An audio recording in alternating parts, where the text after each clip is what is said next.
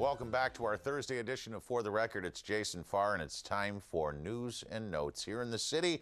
Another day, another rally. This one in front of Lakeport on Burlington Street this morning. Been on the phone to everybody I know for jobs, trying to place these people before their time's up. I can't talk, I'm sorry.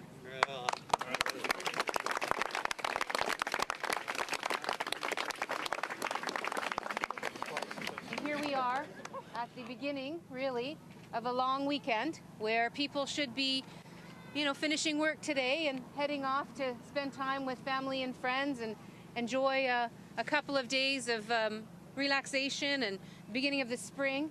And instead, what we have with the workers at this local is a weekend of worry, of concern, of fear, and of difficulty, wondering what's going to happen in the months and years to come.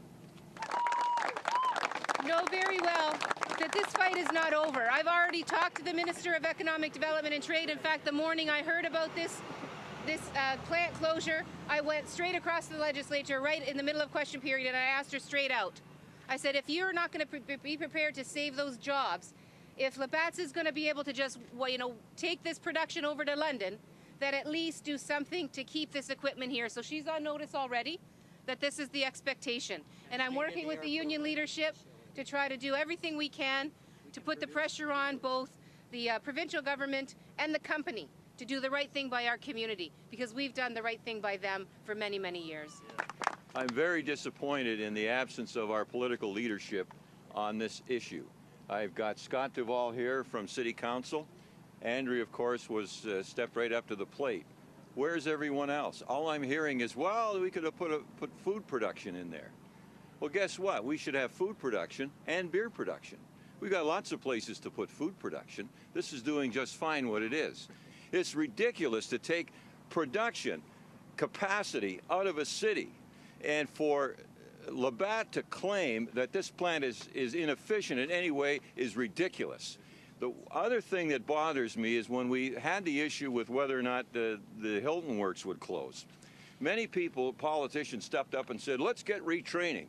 We don't have to retrain these people. They're the best damn beer makers in Canada. I'm not going to cry about myself. I'm not going to whine because I don't have a job anymore. All I'm asking is that you work with you, Labatt's work with you, work with the city, work with the province. Leave the equipment here. I'm ready and willing and able to go to work immediately. I have not used a sick day in 13 years at Lakeport. I've never been late. I show up every day for work. So if they can't find me a job, then there's some serious problems in our society and with Labatt's and their promise to find work for these poor people. When we at company meetings asked them why they were not using our blending facility whatsoever, they said they were not interested in brewing making coolers. They were interested in beer making. Okay, well, that's fine.